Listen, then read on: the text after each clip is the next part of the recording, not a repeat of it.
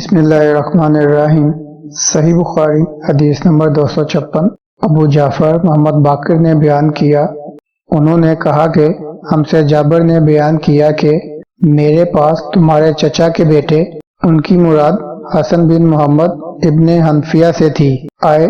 انہوں نے پوچھا کہ جنابت کے غسل کا کیا طریقہ ہے؟ میں نے کہا کہ نبی کریم صلی اللہ علیہ وسلم 3 چلو پانی لیتے اور ان کو اپنے سر پر بہاتے تھے، پھر اپنے تمام بدن پر پانی بہاتے تھے۔ حسن نے اس پر کہا کہ میں تو بہت بالوں والا آدمی ہوں۔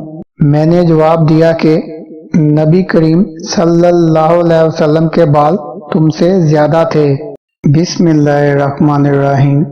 صحیح بخاری حدیث نمبر 257۔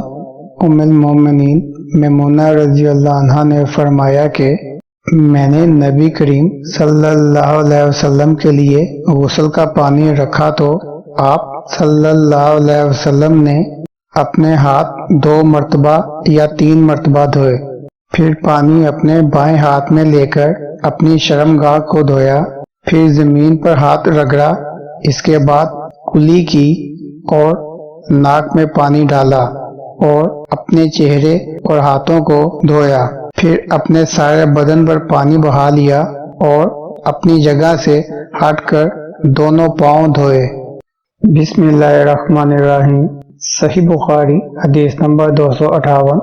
حضرت عائشہ رضی اللہ عنہا سے آپ نے فرمایا کہ نبی کریم صلی اللہ علیہ وسلم جب غسل جنابت کرنا چاہتے تو حلاب کی طرح ایک چیز منگاتے، پھر پانی کا چلو اپنے ہاتھ میں لیتے اور سر کے دانے حصے سے غسل کی ابتدا کرتے، پھر بائیں حصے کا غسل کرتے، پھر اپنے دونوں ہاتھوں کو سر کے بیچ میں لگاتے تھے۔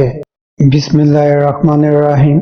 صحیح بخاری حدیث نمبر 259۔ میمونہ رضی اللہ عنہا نے بیان فرمایا کہ میں نے نبی کریم صلی اللہ علیہ وسلم کے لیے غسل کا پانی رکھا تو پہلے آپ صلی اللہ علیہ وسلم نے پانی کو دائیں ہاتھ سے بائیں پر گرایا، اس طرح اپنے دونوں ہاتھوں کو دھویا، پھر اپنی شرمگاہ کو دھویا، پھر اپنے ہاتھ کو زمین پر رگڑ کر اسے مٹی سے ملا اور دھویا، پھر کلی کی اور ناک میں پانی ڈالا، پھر اپنے چہرے کو دھویا اور اپنے سر پر پانی بہایا، پھر ایک طرف ہو کر دونوں پاؤں دھوئے، پھر آپ صلی اللہ علیہ وسلم کو رومال دیا گیا، لیکن آپ صلی اللہ علیہ وسلم نے اس سے پانی کو خشک نہیں کیا۔ بسم اللہ الرحمن الرحیم۔ صحیح بخاری حدیث نمبر 260۔ حضرت میمونہ رضی اللہ عنہا سے کہ نبی کریم صلی اللہ علیہ وسلم نے غسل جنابت کیا تو پہلے اپنی شرمگاہ کو اپنے ہاتھ سے دھویا، پھر ہاتھ کو دیوار پر رگڑ کر دھویا، پھر نماز کی طرح وضو کیا، اور جب آپ صلی اللہ علیہ وسلم اپنے غسل سے فارغ ہو گئے تو دونوں پاؤں دھوئے۔